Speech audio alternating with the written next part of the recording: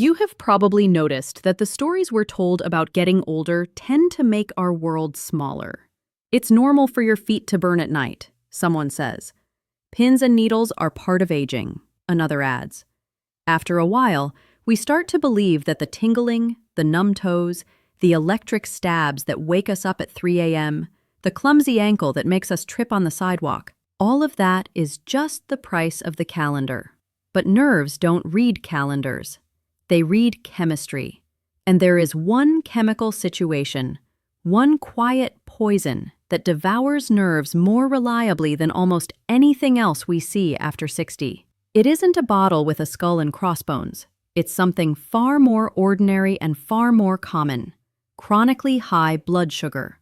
The repeated spikes and surges that bathe your nerves in a sugary ocean, day after day, year after year. I'm not here to dramatize. I'm here to help you understand what this poison does, how it sneaks into a perfectly normal day, and most importantly, how to build an antidote you can actually live with. When we say high blood sugar, people often think of a diagnosis stamped in a chart: diabetes, something that belongs to other people.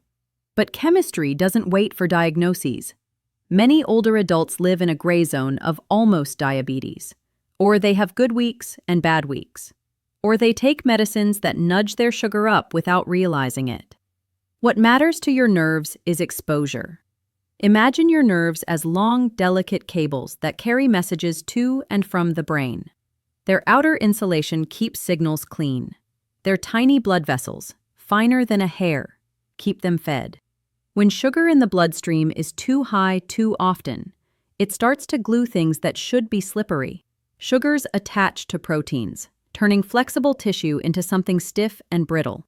The blood that should slide through microscopic vessels turns into a slow, sticky river that starves the cable inside. Inside the nerve, a backup pathway tries to burn off the extra glucose, and in the process, creates toxic byproducts and oxidative stress that chew at the insulation. Over months and years, that chemical storm thins the cable, frays the insulation, and the message gets lost. That is why neuropathy so often starts at the longest cables first, the nerves that reach your toes. They're the farthest from the power source and the easiest to starve. At first, your socks feel weird.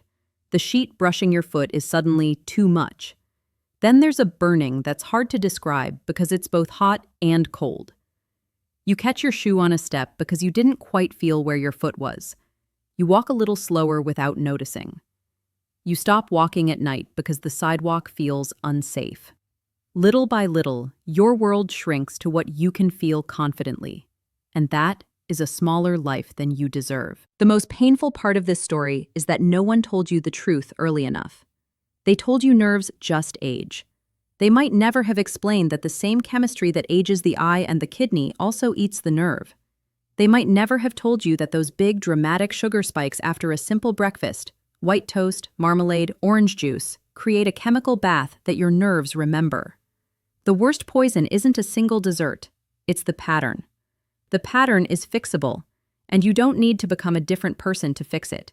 You need a few precise switches you can manage without turning your life into a boot camp. Before we build the antidote, let's be honest about other poisons, because they exist and they matter. Alcohol, taken heavily over years, directly injures nerves and quietly steals the vitamins that protect them. Certain cancer drugs, powerful antibiotics, and a handful of heart and immune medications can hurt nerves as a side effect. Too much of a good thing, like megadoses of vitamin B6 in stacked supplements, can paradoxically cause the very numbness people take it to avoid. Low vitamin B12, sometimes from years on metformin for blood sugar or from stomach surgery long ago, can slowly strip nerves of their insulation. Heavy metals and industrial exposures can play a role. All of these are real. If any of them are part of your life, they deserve attention. But when we zoom out to the level of what hurts nerves the most in the greatest number of older adults who still have choices left to make, the answer is the everyday chemistry of high glucose. That is the poison most of us can influence starting tomorrow morning. Now let me give you a new way to think about your day. A way that turns 3 ordinary moments into nerve-saving medicine, without asking you to memorize a textbook. Think of your nerves as living on a signal and supply schedule. They need the right signals to stay alive, movement and blood flow. And they need the right supply, steady energy, nutrients, and a calm chemical environment. As we move through a day after 60, we will protect nerves by doing 3 things for them: quieting the poison, feeding the cable, and training the vessel. Quieting the poison starts with breakfast because that's where so many of us accidentally throw gasoline on the fire. After a night without food, your body is primed to absorb whatever you give it. A breakfast built on white flour and sugar, or even fruit juice and crackers, will surge into the bloodstream and spike your sugar in minutes. You might feel awake for a while and then crash mid-morning, but your nerves feel something else, a flood they cannot handle gracefully. Quieting the poison at breakfast is simple. Pick a centerpiece that doesn't become a sugar wave. Think protein and fiber first. Eggs and Greek yogurt if you enjoy them. Tofu or soy yogurt if you prefer plant-based. Cottage cheese with berries and nuts. Oats cooked in milk with a scoop of protein and a sprinkle of seeds. The goal is not to count grams. The goal is to choose a plate that tells your chemistry, we're starting steady. You'll feel the difference in your appetite by mid-morning. Your meter, if you use one, will show it. And your nerves, without saying a word, will get a calmer environment. The second switch is a tiny walk at the right time. We are used to thinking that exercise is a separate event with special shoes and an hour on the clock. Your nerves don't need a marathon. They need you to move when sugar wants to peak. 10 to 15 minutes of easy walking after meals is not dramatic, but it is surgical. It pulls sugar out of your bloodstream and pushes it into muscle at the exact moment the poison wants to rise. If you can't go outside, walk your hallway. Circle your living room, step in place and swing your arms. This is not about steps for a wristband. It's about timing. A slow stroll counts. The rule is food, then a little movement. Repeat it most days and watch how your evening feet feel different. Feeding the cable means giving nerves the specific materials they need to repair and fire. Protein provides the building blocks for the insulation around your nerves and the tiny engines inside them.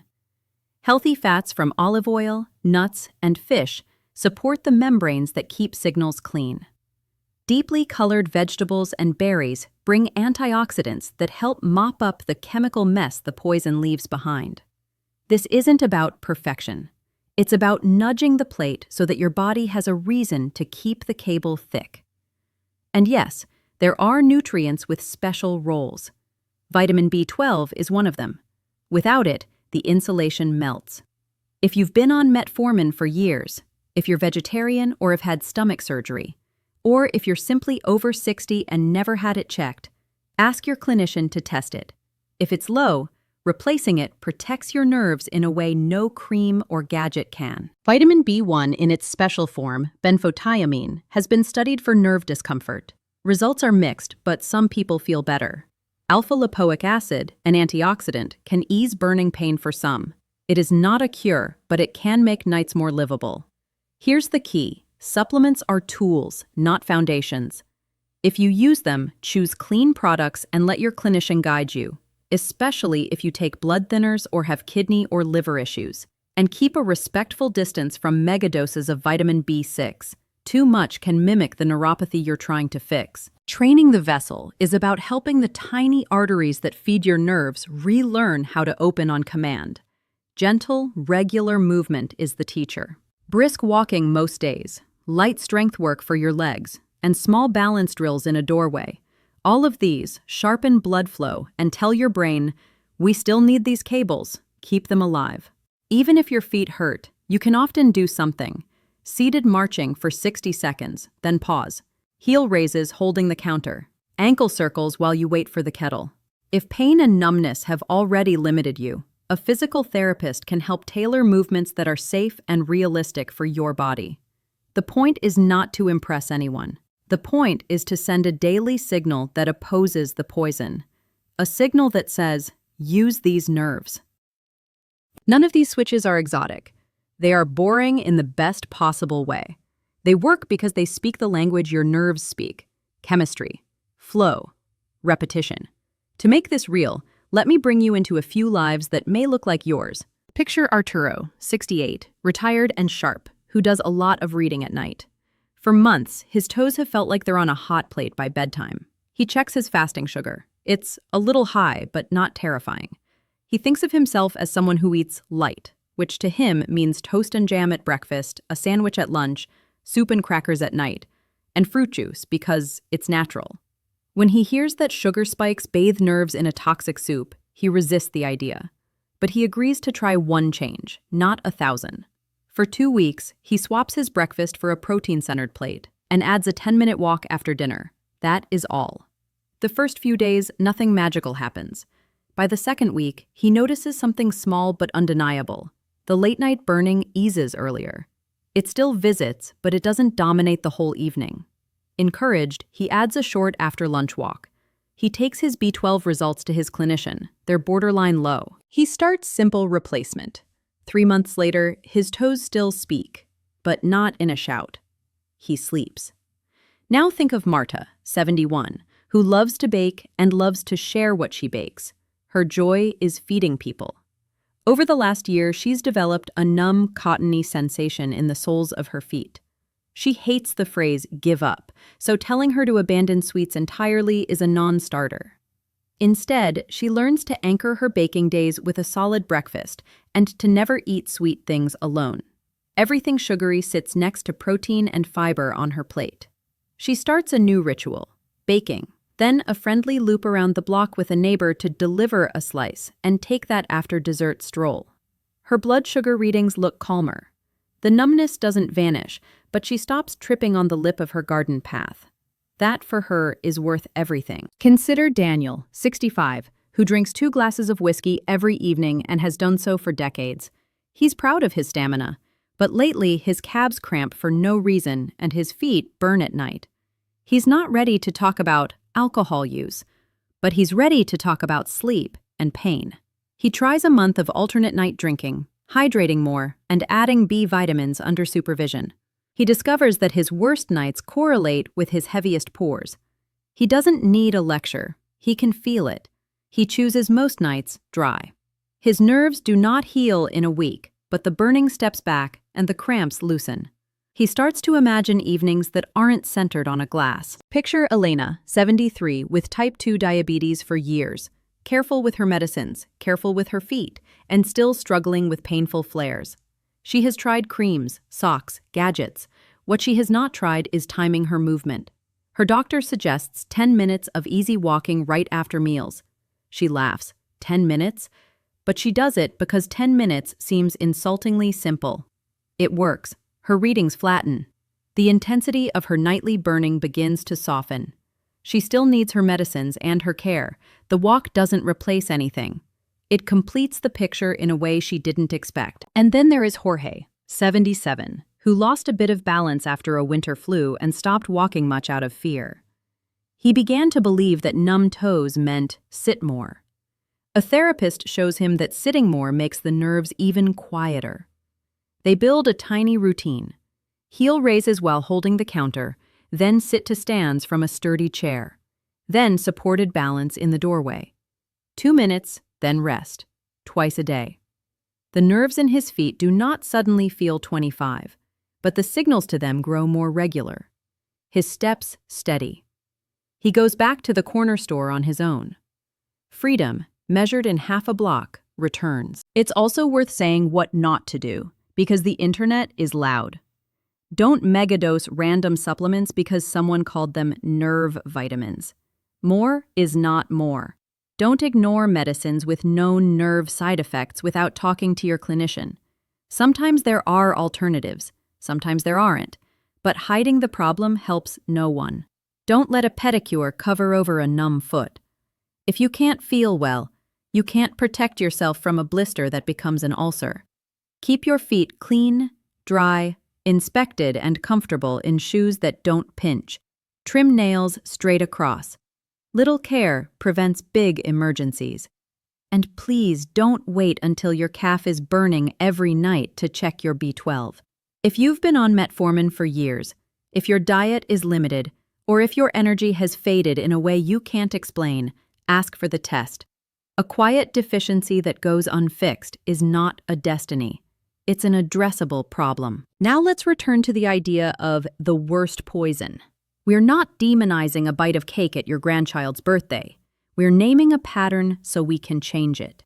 The pattern is repeated, unchecked sugar spikes in a body whose nerves are already older and more vulnerable. The antidote is a pattern too. A steadier breakfast, a few minutes of movement after meals, a plate that feeds the cable, a routine that trains the vessel, a check on the vitamins that insulate the wire, honest attention to alcohol, and shoes and habits that keep your feet safe. It will not make headlines because it is not spectacular, but nerves are not impressed by spectacular. They respond to quiet, consistent signals. You might be wondering how long it takes to feel anything. The truthful answer is that chemistry, blood flow, and nerves all change on different clocks. Sugar curves can improve in days. Sleep can improve in weeks. Symptoms like burning and numbness often soften over months, not days, and some damage may not fully reverse. But this is not an all-or-nothing game. Less burning tonight is a victory. Fewer trips on the stairs is a victory. A blood test that shows your B12 is now normal and stable is a victory. The win is 100 small wins. Each one makes your life a little larger. If you like concrete steps, here is a simple set to start tomorrow. When you wake up, plan a breakfast that puts protein at the center. If you're not hungry, make it small but real. Half a cup of Greek or soy yogurt with nuts, or a soft-boiled egg and a slice of whole grain toast, or a small smoothie with milk or soy milk and a scoop of protein. At lunch and dinner, count plants instead of carbs. Pile your plate with colorful vegetables, add a fist-sized portion of protein you enjoy, and let starch be the side, not the star. After you eat, set a timer and take a 10 to 15-minute stroll, even if it's around your living room. Pick one tiny strength move for your legs and do it most days. 10 slow sit-to-stands, or a minute of heel raises while holding the counter. Put B12 on your next lab slip and bring the result to someone who knows your history. If you enjoy a nightly drink, pick 3 dry nights per week and hydrate on the others. Give your nerves the silence they need to heal. Check your shoes for fit and your feet for hot spots. And if you already take medicines that can affect nerves, cancer drugs, some antibiotics, certain heart or immune treatments, make a list and ask whether there are protective steps, dose adjustments, or alternatives that make sense for you. I'm not asking you to live on a mountaintop. I'm asking you to run your day like someone whose nerves still matter. If I had to condense everything into one short line that you can carry with you, it's this. The worst poison for your nerves after 60 is the quiet, repeated sugar spike.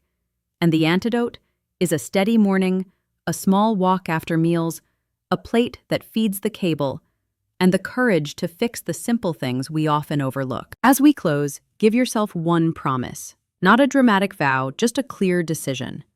Choose the piece you will start with today. Maybe it's the after-dinner walk. Maybe it's the protein breakfast. Maybe it's the B12 test you've been putting off. Maybe it's the choice to ask for help with alcohol.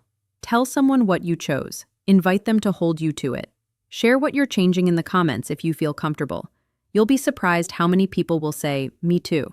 And if you want to keep learning practical, science-backed ways to protect your nerves, your circulation, and your independence in this stage of life, stay close to this community. Your nerves are still listening. Let's give them a better story to tell.